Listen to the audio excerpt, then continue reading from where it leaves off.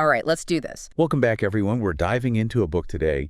It's actually a pre-release copy called Two Wings, Balancing Feminine and Masculine Power in Life and Organizations. And I'm really excited to get into it. Oh, yeah. Has me thinking differently about leadership, for sure. That's a great one. I'm excited to dive in. So to give you a little background, Yeah. it proposes that just like a bird needs both wings to fly, we need to integrate these qualities that are often labeled masculine and feminine Right. for true success in life. And I'll admit, when I first heard about this concept, Yeah. I was a bit skeptical, like masculine and feminine leadership, come on. Yeah. But what's really interesting is that the authors, Charles R. Howard and Monica Martínez Vargas, are both engineers. Mm-hmm. So I'm really curious to hear how they approach this, not from like a touchy-feely perspective, but from a more practical, real-world lens. I think they do a good job of that. They draw inspiration from Abdu'l-Bahá, who envisioned a future where these elements are in harmony. But it's not about putting people in boxes. Men are from Mars, women are from Venus.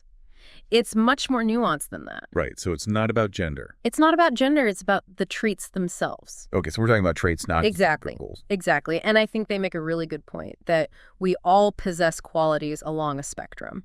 You can think of the masculine as more action-oriented assertiveness, decisiveness. Right. And the feminine as more relationship-oriented empathy, collaboration. Okay. But it's not either or. It's about how do we integrate those. Got it. So it's a spectrum and not a, black and white Exactly. either or kind of thing. Exactly. And, we talk about leadership all the time, but I'm wondering, like, why is this balance so important now? Why is this book coming out now? Is it just a fad, or is there something deeper going on? It's a good question. I think, if you look historically, leadership has been about dominance and hierarchy. Right, that command and control. Command, control, top-down approach. Yeah. And that just doesn't work in today's world. We're facing complex challenges. Right. We need a more collaborative approach. Absolutely. And so I think what the book argues is that this balance of qualities is essential for navigating those complexities. So instead of either or, it's both and. Right. It's how do we bring those two wings together so that we can really soar. I love that analogy. Yeah. So how do they explain, like, how these qualities actually work together in the real world? Yeah, they actually do a really good job of providing both case studies and real-world examples. Okay. They talk about leaders who maybe are known for their assertiveness, Right. but they also have a deep sense of empathy and how that combination makes them incredibly effective. So it's not like you have to be one or the other. You can be both. Right. It's about finding that sweet spot. And I like that. Finding that balance. Now, for those of us listening who are like, okay, I get it in theory. Yeah. But how do I actually figure out where I fall on this spectrum? Yeah. Great question. They have this tool called the Masculine Feminine Leadership Trait Inventory. Okay. And it's a self-assessment. Okay. It helps you to identify your strengths and your weaknesses I love that. in terms of these qualities. So like maybe I'm really strong on the masculine side, Yeah. but I need to develop. Right, exactly. Or vice versa. Yeah. And so it helps you to see, okay, where are my blind spots? Where are the areas where I need to grow and develop? And I think that's a great segue into servant leadership, because that's something that we talk about on the show quite a bit. Yeah. And it seems like servant leadership is really the embodiment of this integration of these so-called masculine and feminine qualities. I think it's a great example because it's less about being in charge and more about empowering others. Right. It's about leading from a place of service. So it's not about, being the boss. Right. It's about serving others. Right. And the book actually defines it through core principles like listening, empathy, building community. And they give all these inspiring stories of real life servant leaders. And what stood out to you about those examples? You know what I thought was so interesting was they weren't just nice people. They were incredibly effective. Right. It wasn't just about being soft or gentle. It was about achieving results, but doing it in a way that was rooted in these principles of service. And it seemed like they used both their masculine and feminine sides Yes. to really make an impact. Absolutely. So it wasn't just about being, all about the empathy or all about the action. Yeah. It was a blend. It was that integration. Yeah. I think that's such a key takeaway here, that it's not just about leadership styles. It's a fundamental shift in how we approach human interaction. Okay. We unlock so much potential when we recognize the value of both sides of the equation. That makes me think about, we've been talking about leadership in the workplace. Yeah. But how do these principles play out in other areas of life, like in our families, our communities, Yeah. even on a societal level, is there a connection there? I think you're getting ahead, which is great because that's precisely what they explore next. Okay. We're going to see how this model can be practically applied within organizations. I'm excited to dive into that. Okay, so we've talked about this two wings concept now. I'm ready to get practical. Like, how do we actually use this stuff? Yeah, that's where part 2 of the book comes in. It dives into how to apply these principles in organizations. Okay. And it starts with building inclusive cultures. Yeah, which honestly can be super daunting. Like, where do you even begin? Right. Well, the book breaks it down into these stages, and they're actually pretty relatable. So, like, the first stage is just tolerating diversity, right? Yeah, like, okay, we have to do that. Exactly. Like, it's the law or whatever. And then you move to legal compliance. Like, we got to check the boxes. Right. And then hopefully you start moving towards actually making an effort to be inclusive. But the ideal scenario is reaching a place where you truly appreciate diversity as a strength. Like it makes us better. Exactly, because you have all these different perspectives and experiences, Cool. and so each stage has its challenges. I got it. But the book does a good job of highlighting how to overcome those challenges. When we talk about diversity, we're not just talking about gender diversity. Absolutely not. Okay. It's much broader than that. Okay. The book emphasizes intersectionality, which means recognizing that gender intersects with all these other aspects of identity. So like race and... Exactly. Race, ethnicity, sexual orientation, socioeconomic status. It's about the whole person. It's about valuing the whole person. Yeah. Okay, so that makes sense.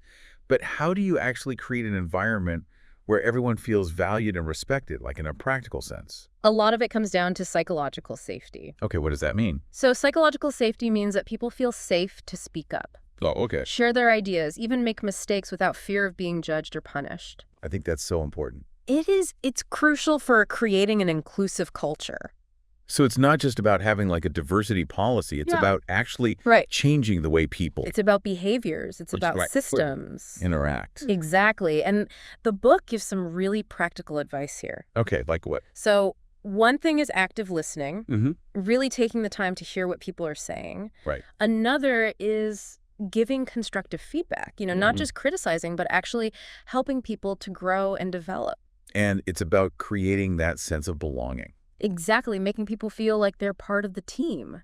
Like they matter. That they matter, exactly. Yeah, so we've talked about inclusion and psychological safety. What else does the book get into? Well, the next section is about transforming leadership for sustainable success. Okay. And it starts with self-awareness. Oh, interesting. So before you can lead others effectively, you need to understand your own strengths and weaknesses, your own biases. Right, I think we all have a tendency to lean on certain qualities, maybe those that we perceive as more masculine or feminine. Absolutely. And the book provides some really helpful tools for self-reflection to help you identify your leadership style and your potential biases. Because we all have biases, let's be honest. Oh, yeah. And the book encourages us to address those biases head on. Now, I imagine that could be kind of a challenging process for people. It can be, but the book offers some really tangible steps you can take. Okay. So the first step is just becoming aware of your biases, right? And then you can start to actively challenge your own assumptions. So it's about being intentional. Exactly. It's about being mindful. And I think what's really cool is they share a personal story from one of the authors about their own leadership development journey. Oh, wow. Which really brings these concepts to life. Oh, It's not just theoretical. It's like, here's how I actually applied this in my own life. Yeah. So now I'm curious about how this all translates to the day-to-day operations of a team or organization. Yeah, great question. Like, how do we actually put this into practice? Well, Chapter 6 dives into practical strategies for teams and organizations. Okay. And it covers everything from teamwork and communication to decision-making. So paint me a picture. Like, I'm in a team meeting. How does this play out?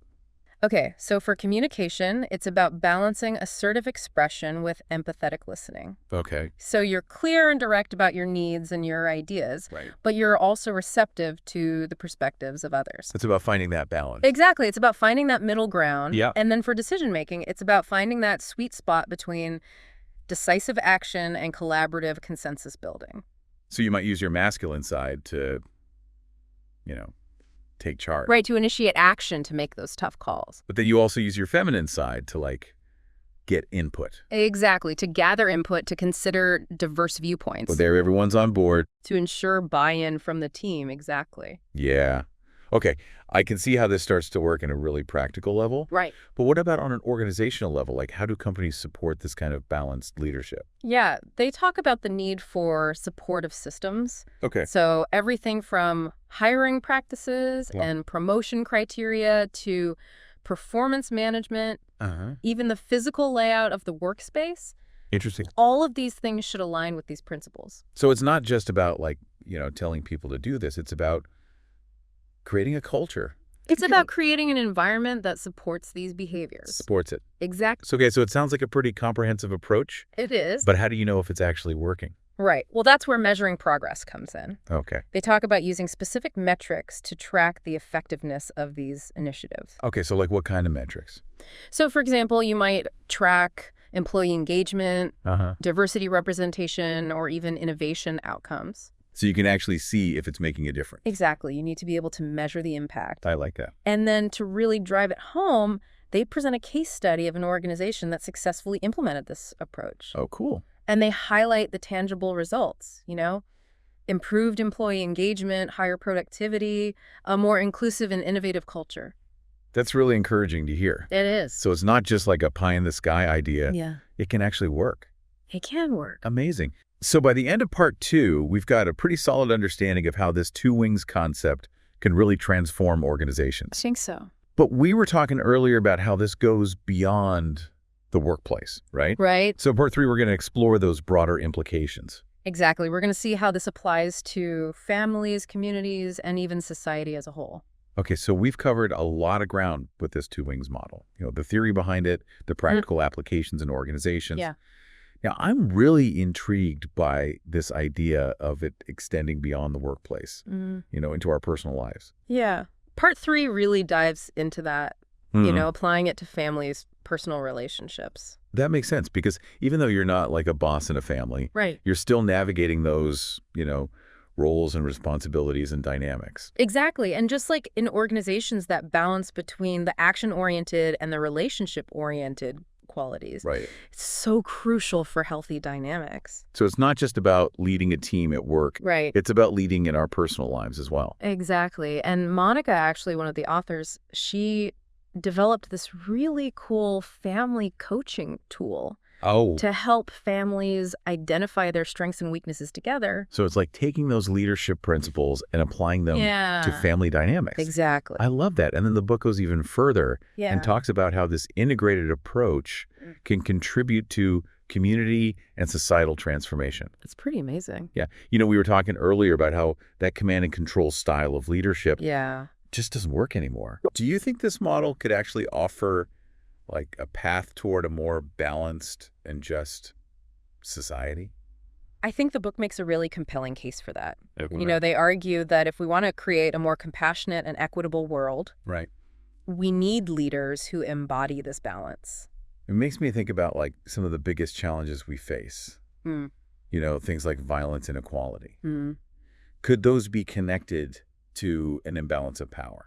It's interesting you say that, because the book actually connects these concepts to issues like violence against women. Okay. And they argue that this type of violence stems from a power dynamic where empathy and respect are lacking. It's like certain qualities, those more aggressive or dominant qualities, are overemphasized at the expense of others. Exactly. And so it creates this imbalance. Yeah. And then it plays out, in these really harmful ways. Right. So it's not just about individual leadership style. It's much bigger than that. It's about how those styles impact society. Absolutely. It's about the ripple effects.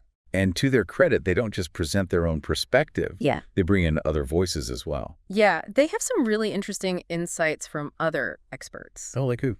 So they talked to Augusto, who's a diversity and inclusion specialist. Okay. And they also talked to representatives from the Global Women of the G100, which is a group of really influential women leaders. So they're really trying to show how this applies across different contexts and cultures. Exactly. It's not just one size fits all. Yeah. And then in the final chapter, it all culminates in this call to action. What do they want readers to do?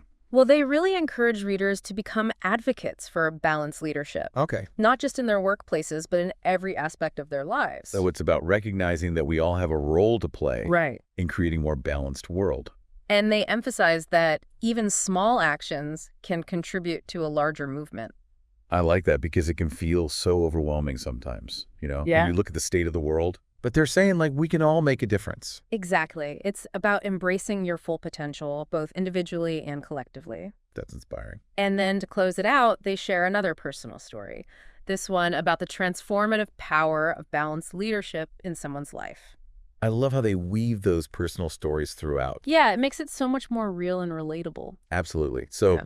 I think the biggest takeaway from this book is that it's not just about becoming a better manager or executive. Right. It's about tapping into our full potential as human beings I agree. and creating more balanced and fulfilling lives for ourselves and the world around us. And I think it really challenges those old ideas of what it means to be masculine or feminine, those rigid boxes that we often put ourselves in. Yeah, And it says, hey, there's a different way, there's a more holistic and integrated approach. I love that. So if you're listening and this resonates with you, Yeah. I highly recommend checking out Two Wings, Balancing Feminine and Masculine Power in Life and Organizations, It's a great read. by Charles R. Howard and Monica Martínez Vargas.